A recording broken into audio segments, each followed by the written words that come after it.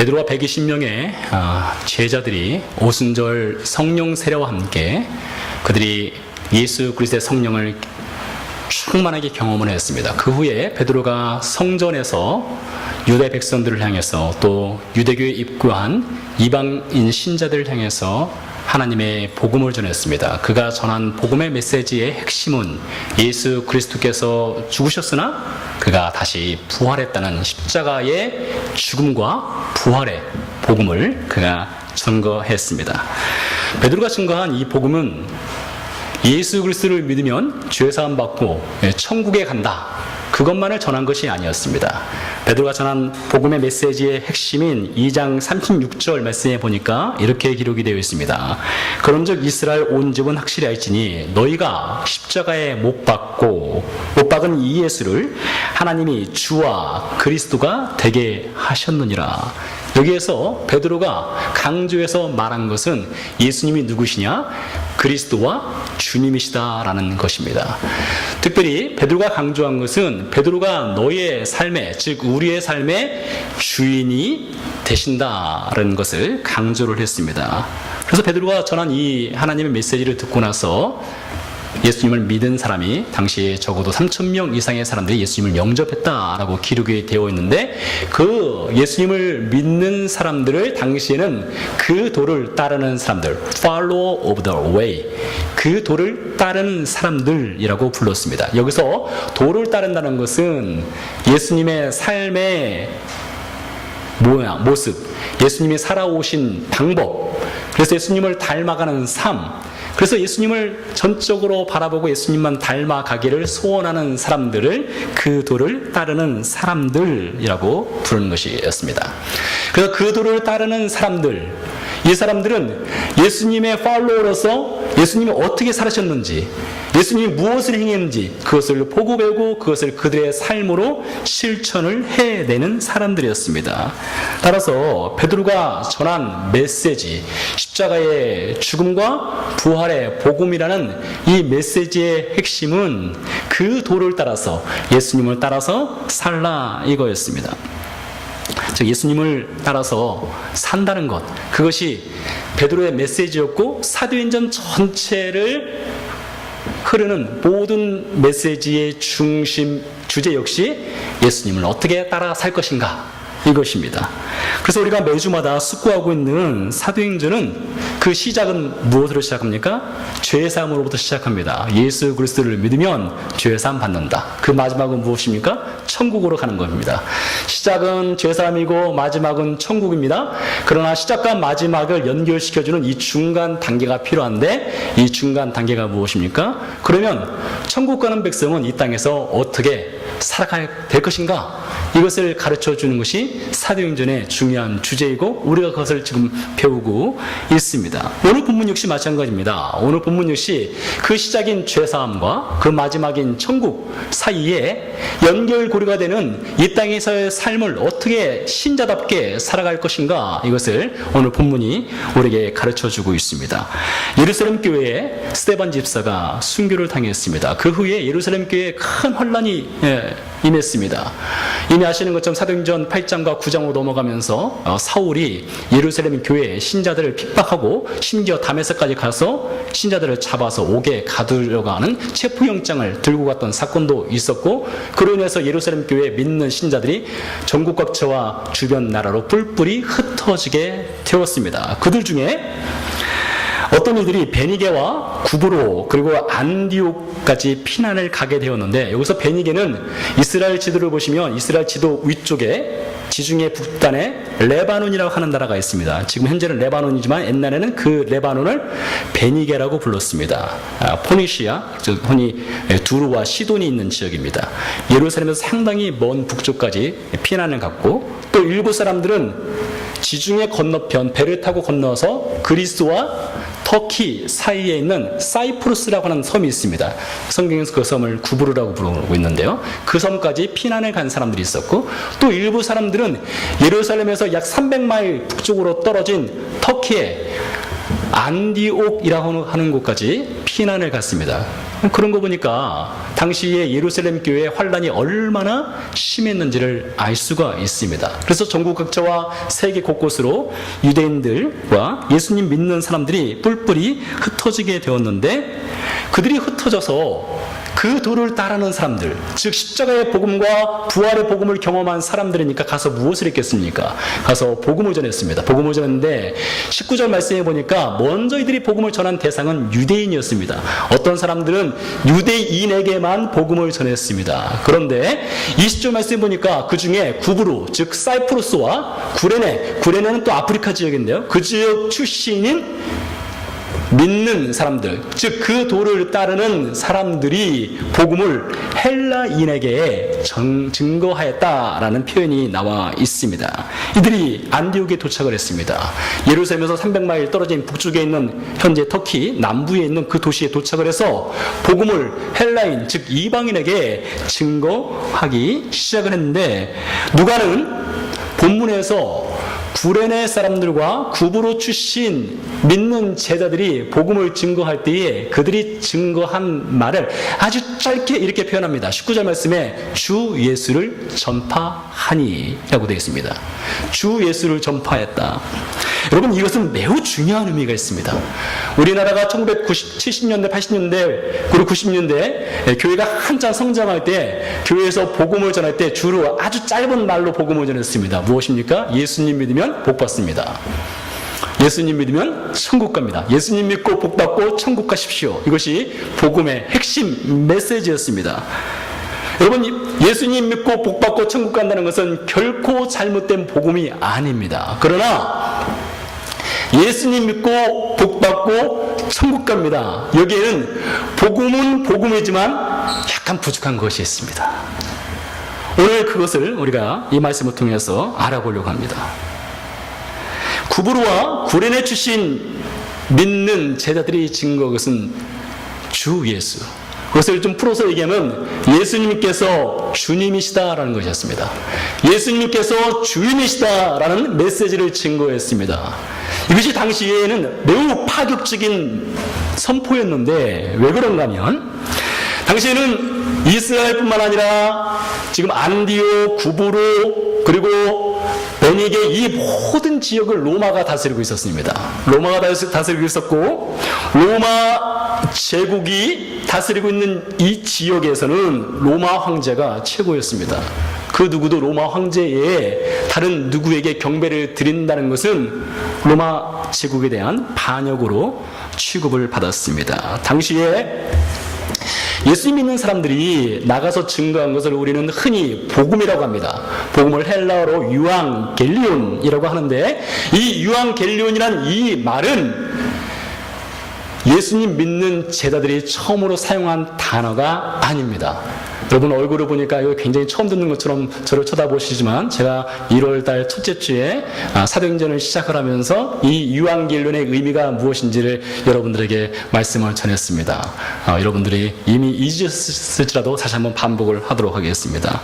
이 유앙겔리온, 이 복음이라는 것은 유대인 믿는 제자들이 처음으로 쓴 단어가 아닙니다. 이 유앙겔리온, 이 복음이란 말은 로마 제국의 아주 흔한 말이었습니다. 예수님이 이 땅에 오시기 이전부터 이 유앙겔리온, 이 복음이라는 말, 이 기쁜 소식이란 말은 널리 통용되던 말이었습니다. 특별히 이 유앙겔리온을 누가 사용했습니까? 로마 황제가 사용했습니다. 로마 황제가 전쟁에 나가서 승리를 거두면 그 승전보를 알릴 때에 기쁜 소식, 즉 유앙겔리온, 복음을 가르쳤습니다. 로마 황제가 전쟁에서 승리하고 나서 백성들에게 선물을 나눠줄 때 무엇을 말합니까? 유앙겔리온, 복음을 말했습니다. 로마 황제가 백성들 중에서 특별히 어떤 사람들에게 로마 시민권을 주는 경우가 있습니다. 로마 시민권은 당시에 특별한 지위입니다. 그래서 로마 시민권을 줄 때에 그것은 바로 기쁜 소식, 복음이었습니다. 그래서 당시에 유대인들뿐만 아니라 로마 사람들이 알고 있는 복음이라는 것은 무엇입니까? 로마 황제가 승리를 거둔 것, 로마 황제가 선물을 주는 것, 로마 황제가 시민권을 주는 것, 즉 로마 황제가 베풀어주는 은혜, 이것을 복음으로 이해하고 알고 있었습니다. 특별히 로마 황제들 중에 스스로 신이 되어서 신격화된 사람들이 있었습니다. 예수님이 이 땅에 살아계실 당시에 로마 황제가 아우구스투입니다. 이 아우구스투가 살아있을 때 그 자신을 식격화시켰고 실제로 그가 죽은 다음에는 그를 위한 신전이 세워졌습니다. 이스라엘 최북단에 가이사랴 빌보라고 하는 동네가 있습니다. 예루살렘에서 상당히 먼 거리에 있는데 그곳에 가면은 이 가이사랴 빌립보에 로마 황제 아구스투를 기념하는 신전이 세워져 있었고 그 터가 지금도 남아 있습니다. 아구스투뿐이 아닙니다. 사도행전 11장 28절 이하에 글라우디오라는 로마 황제가 등장을 하는데 이 황제는 41년부터 57년까지 로마를 다스렸던 황제입니다. 그 역시 마찬가지로 자신을 신격화시켰습니다. 그리고 사람들로 하여금 자신을 경배하고 섬기도록 하였고 그를 위한 신전이 곳곳에 세워지기도 하였습니다. 그래서 로마 황제가 전하는 이 복음은 단순히 사람들에게 승리를 전하고 선물을 주고 로마 시민권을 줄 뿐만 아니라 사람들에게 자신을 찾아와서 자신만이 복음이고 자신만이 신이고 자신만이 경배의 대상이니 나에게 와서 경배하라 이겁니다. 안디옥에 거주하고 있던 사람들, 이 사람들은 이방인이었습니다. 이방인인데 이 이방인들에게 로마 제국에서 특별한 은혜를 베푼 것이 역사의 기록에 남아 있는데 그것을 잠시 말씀드리도록 하겠습니다. 이 안디옥은 로마 제국에서 볼 때 이 동쪽, 우리로 말하면 이 아시아, 인도, 멀리는 우리나라 극동까지 해야만 되겠죠. 로마 제국이 극 동쪽으로 진출해 나가는 데 있어서 교두부로 사용하고자 하는 전략적인 도시가 바로 안디옥이었습니다. 그래서 안디옥을 전략적인 군사도시, 정치적인 도시로 만들고자 안디옥을 일부러 키워나가기 시작을 했습니다. 그러면서 안디옥에 거주하는 모든 안디옥 거주민들에게 로마 정부에서 시민권을 주었습니다. 그것이 무엇입니까? 안디옥 사람들한테는 그것이 복음입니다. 시민권이 없던 안디옥 사람들에게 시민권을 로마 정부에서 준 거예요. 특별한 왕의 혜택을 받았습니다. 보호를 받았습니다. 점점 도시가 크게 번성해 가기 시작했습니다. 그러니 모두가 다 이 안디옥의 사람들은 로마 황제만 섬기기를 기뻐했을 거예요. 충분히 그래 섬겼을 것입니다. 그렇게 섬기는 도시였어요. AD 37년에 안디옥에 큰 지진이 있었습니다. 아마 베드로와 요한, 즉 예수님의 제자들이 사역을 할 당시였죠. 그 당시 안디옥에 큰 지진이 있었는데 로마 정부에서 이 안디옥은 특별한 도시이기 때문에 로마의 고위 관직자들이 직접 가서 그 지진이 난 현장을 방문하고 로마 정부에 재원을 들여서 그 도시를 다시 재복구한 일도 있었습니다. 따라서 당시 안디옥의 주민들은 로마 황제의 특별한 보호를 받으면서 특별한 배려 속에서 로마 시민권을 갖고 풍요를 누리면서 살아가고 있는 사람들이었습니다. 그런데 그들 앞에 구부르와 구레네의 믿는 제자들이 가서 로마 황제가 당신들의 주인이 아니라 당신들의 삶의 주인은 예수님이시다 라고 증거한 것입니다. 이것은 로마 정부 입장에서 볼 때는 반역입니다. 죽임을 당할 수 있고 처형을 당할 수 있는 것이죠. 그럼에도 불구하고 예수님 믿는 제자들이 그들에게 가서 예수님만이 당신의 삶에, 여러분의 삶의 주인입니다 라고 증거를 했습니다. 사도행전에서 누가가 11장 21절에 보니까 이렇게 말을 하고 있습니다. 주의 손이 그들과 함께 계셔 수많은 사람들이 주를 믿고 주께 돌아왔다라고 누가가 증거하고 있습니다. 여러분, 이 안디옥에 있는 사람들은 그들이 현세에서 누릴 수 있는 행복이 있었어요. 풍요로움이 있었습니다. 부유가 있었습니다. 로마의 보호하심을 받으면서 충분히 살아가는데 지장이 없었습니다.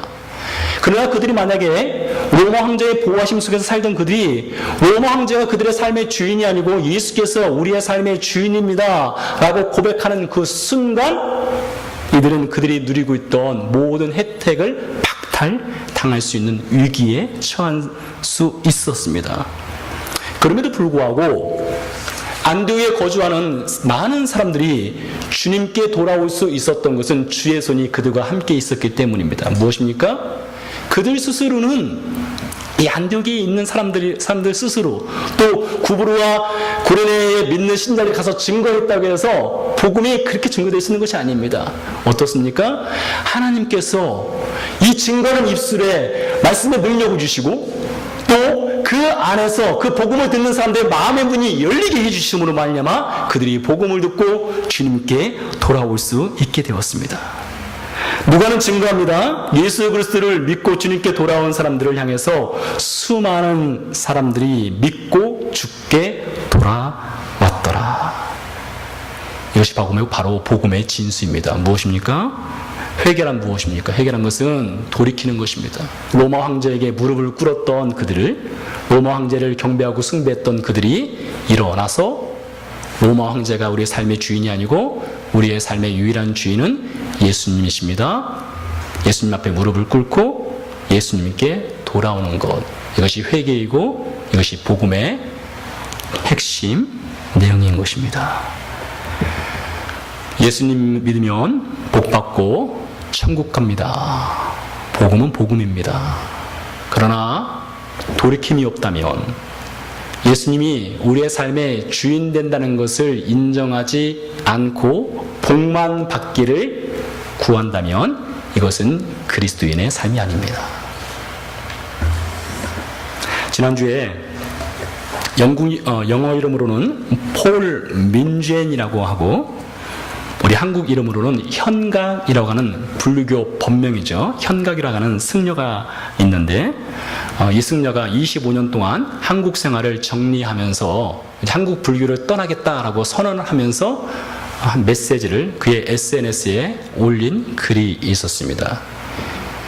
아주 유명한 사람입니다. 하버드와 예일대를 졸업을 하고 또 한국 불교를 세계에 알리기 위해서 번역 작업을 많이 했던 사람입니다. 한국 불교를 크게 세계로 알린 사람인데, 이 사람이 25년 동안의 한국 불교 생활을 정리하면서 불교계의 문제점을 지적을 했습니다. 불교계의 만연한 문제점이 무엇이냐? 바로 기복신앙이라는 것입니다.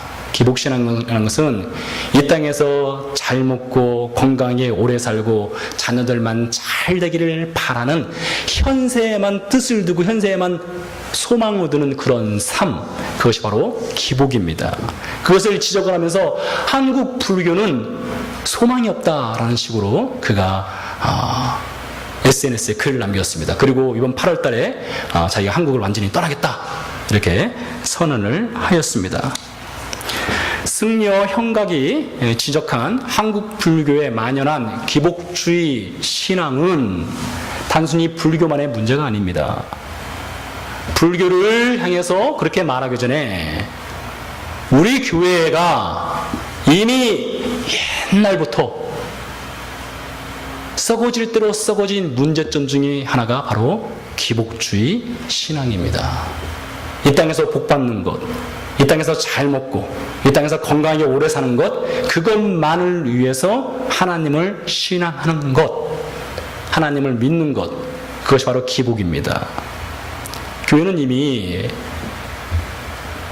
하나님이 아니라 하나님이 나에게 복을 주는 우상으로 되어버린 지가 오래입니다. 이것이 우리가 가리고 싶을지라도 가릴 수 없는 교회의 민낯이 되어버린 현실입니다. 오늘뿐이 아닙니다. 2000년 전 바울이 그 당시에 그가 복음을 전했던 교회들을 향해서 전한 메시지 중에 이런 메시지가 있습니다. 교회 신자들을 향해서 경고하기를 음란, 부정, 사사로운 욕심, 악한 정욕, 탐심, 이것은 곧 우상 숭배라 라고 그가 지적을 하였습니다. 무엇입니까?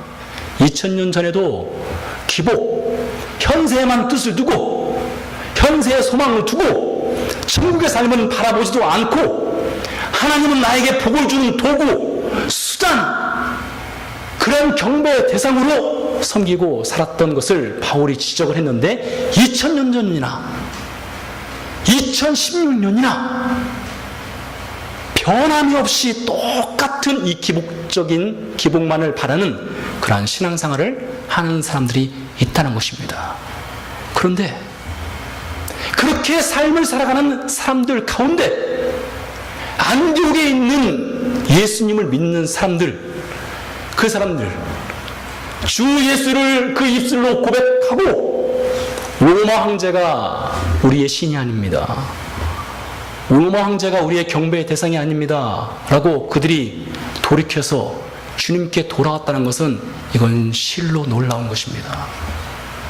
풍요로움을 버리고 안락함을 버리고 이 땅에서 누릴 수 있는 행복을 뒤로하고 주님께 돌아와서 주님이 나의 삶의 주인이십니다 라고 고백하였다는 것, 이것은 실로 대단한 것입니다.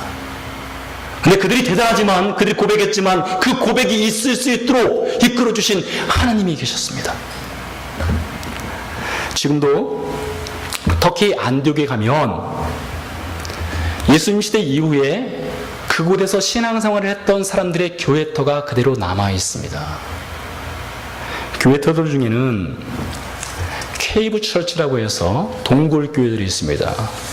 이 동굴 교회들을 가면 들어온 입구가 있고 밖에서 볼 수 없게 빠져나갈 수 있는 비밀 통로가 따로 있습니다. 당시 글라우디오 황제 때, 그리고 그 이전 황제 때 로마 황제가 우리의 주인이 아니라 우리의 주인은 예수님입니다 라고 고백한 안디옥의 신자들이 안디옥에서 신앙생활을 하는 중 그들이 많은 핍박을 받았음을 엿볼 수 있는 그런 시설이었습니다. 그래서 그들이 예배를 드릴 때마다 그 동굴 안에 들어와서 예배를 드리면서 로마군이 급습을 하면 그들의 비밀 통로를 통해서 도망을 가야 되는 상황이었습니다. 혹 미처 도망을 가지 못하면 어떻게 됩니까? 짐승의 밥이 됩니다. 그들의 신앙으로 인해서 그들은 순교를 당할 수 있는 그런 상황 속에서도 주님을 자신의 구주라고 믿고 따랐던 사람들이었습니다. 그런 사람들이 안디옥에 일어나기 시작하는 거예요. 예루살렘도 아니고 로마 정부가 가장 핵심으로, 로마 정부가 전략적으로 키워나가고 있는 로마 정부의 그 핵심, 그 심장과 같은 안디옥에서 로마 황제가 아닌 주님을 따르는 백성들이 일어나기 시작을 했습니다. 그 소식을 예루살렘 교회에서 들었습니다. 그래서 예루살렘 교회에서 바나바를 안디옥에 파송을 했습니다. 바나바가 300마일이나 떨어진 그 안디옥에 가서 보니까 하나님의 은혜가 보여졌습니다. 여러분, 은혜라는 것이 보입니까? 사랑이라는 것이 보입니까? 이것은 추상명사입니다. 은혜라는 단어가, 사랑이라는 단어가 무엇을 볼 수 있는 것은 아닙니다. 그래서 헬라어는 본다라고 할 때 그냥 눈으로, 시각으로 여러분들 보듯이 이것을 본다라고 말하지 않습니다. 그들 삶 속에 들어가서 같이 살아보니까 경험되어지는 것을 통해서 이 사람들의 삶이 이렇게 달라졌구나, 그것을 가지고 보여졌다라고 말합니다. 바나바가 그 안디옥에 들어가서 안디옥의 신자들과 함께 로마 정부의 황제에게 무릎을 꿇지 않고 예수님께 무릎을 꿇는 그 신자들과 함께 그 케이브, 그 동굴 안에 들어가서 같이 신앙생활을 하며 언제 환란이 닥칠지 모르는 그 환경 속에서 그들과 함께 신앙생활하면서 그들의 달라진 삶, 주인이 바뀐 그들의 삶, 그것을 보고 하나님의 은혜가 그들 중에 있다라는 것을 그가 눈으로, 경험으로 확인을 한 것입니다.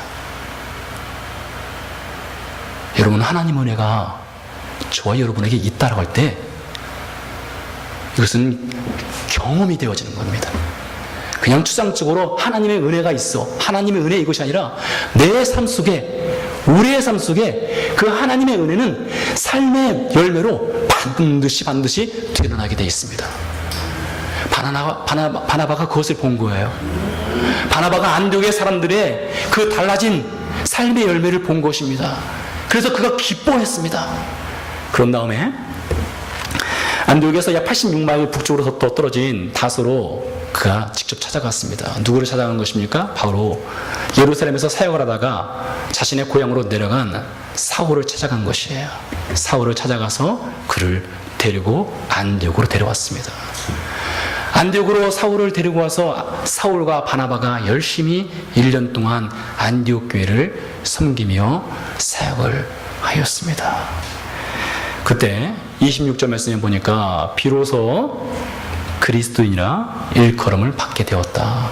우리말 성경에는 비로소라고 되어 있지만 헬라어 성경에는 첫 번째로, 최초로 이런 표현이 있습니다.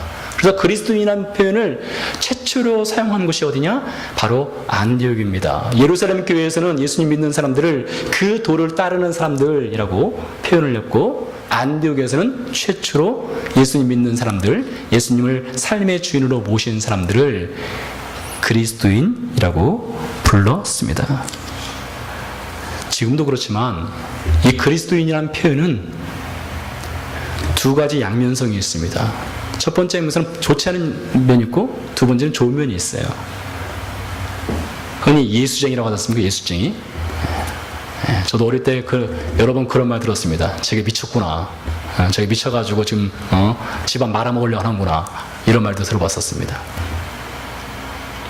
당시에 안디옥에 사는 사람들을 그리스도인이라고 불렀는데 누가 불렀느냐? 안디옥에 믿지 아니하는, 즉 로마 황제를 숭배하고 경배하는 사람들이 예수님을 따르기로 작정한 사람들을 향해서 그리스도인이라고 불렀습니다. 그때 그들이 부를 때 그들은 이해가 되지 않는 겁니다. 왜 이 사람들은 안락한 삶, 풍요로운 삶, 안정된 삶을 포기하고 생명의 위협을 받으면서까지 왜 저렇게 미친 짓을 하는가? 이해가 되지 않습니다. 그렇기 때문에 그들을 향해서 아우, 저 사람들은 그리스도를 따르는 사람들이야. 정말 광신자들이야. 그래서 그들을 향해서 그리스도인이라고 불렀습니다. 다른 한편 예수님 믿지 않는 사람들이 예수님을 따르는 이 사람들을 향해서 그리스도인이라고 부른 것은 그들은 우리와 다르다는 것입니다. 우리는 이 땅에 소망을 두고 이 땅에서 좀 더 잘 먹고 좀 더 안정된 삶을 살고 좀 더 풍요로운 삶을 살기 위해서 이 땅을만 바라보고 있는데, 저들의 삶을 보니까 저들의 삶은 우리와는 무엇인가 다르다는 거예요. 우리가 갖지 아니한, 우리에게는 없는 무엇인가 특별한 것이 있는 사람들이구나. 그래서 그들을 향해서 그리스도인이라고 불렀습니다. 여러분 어떻습니까? 여러분, 그리스도인이라고 우리 스스로 우리가 그렇게 부르고 있습니다. 당시에 안디옥의 신자들이 그리스도인이라고 스스로를 말하거나 다른 사람들에 의해서 저 사람은 그리스도인이야 라고 말할 때는 그것은 반드시 생명의 위협을 당하는 것입니다. 그것은 반드시 자신의 무엇인가를 희생하고 포기할 것을 요구하는 것이 바로 그리스도인의 명칭입니다. 그것은 반드시 자신이 무엇인가 손해를 봐야 하는 인생인 것을 고백하는 것이 그리스도인입니다. 여러분 그렇습니까? 정말 저는 그리스도인입니다 라고 말할 때 우리는 희생하고 있습니까? 우리가 그리스도인입니다 라고 말할 때 우리는 포기하고 있습니까? 우리가 그리스도인이냐 말할 때 그 무엇보다도 내 삶의 주인이 내가 아니고 자녀도 아니고 물질도 아니고 예수께서 우리의 삶의 주인이십니까? 그렇기 때문에 그리스도인이라고 우리는 말하고 있습니까? 여러분, 그리스도인이라는 이 단어를 결코 가볍게 여기지 마십시오. 우리 스스로를 그리스도인이라고 부르는 이 말을 결코 가볍게 여기지 마십시오. 여기에는 반드시 책임이 따릅니다. 당시 안디옥의 신자들은 그리스도인이라고 자신을 말하거나 다른 사람들에게 의해서 그리스도인을 불릴 때에 그들은 반드시 그 말에 책임을 졌습니다. 그 말에 어울리는 삶을 살았습니다. 이제 우리는 우리 스스로를 그리스도인이라고 부를 때에 저는 교회 다니는 사람입니다. 여러분, 이 말을 하지 마십시오. 요즘은 그리스도인 하면 교회 다니는 사람 이렇게 되어 있습니다. 그리스도인은 교회 다니는 사람이 아닙니다. 그리스도인은 내 삶의 주인이 예수님입니다 라고 해서 고백하는 사람들이 그리스도인입니다. 그리스도인은 내가 손해볼지라도 나는 주님을 따르는 사람입니다. 이것이 그리스도인입니다. 그리스도인은 세상을 닮아가지 않고 세상의 가치를 따라 살지 않고 그리스도인은 예수 그리스도를 닮아가는 사람, 이것이 그리스도인입니다. 여러분, 그 말에 책임질 수 있는 그리스도인으로 살아가시기를 작정하십니까? 기도하시겠습니다.